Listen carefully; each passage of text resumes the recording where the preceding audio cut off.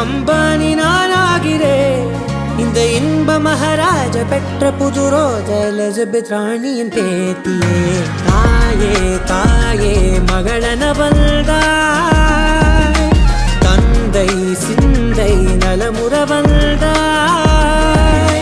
நீயே லோகம் என்று ஆனாய் பெண்ணே, என்னை ஆளும் தெய்வம் நீதான் கண்ணே. பெற்றது நானா இல்லை உன் மகனே நானம்மா. தாயே தாயே மகளன வந்தாய், தந்தை சிந்தை நலமுற வந்தாய்.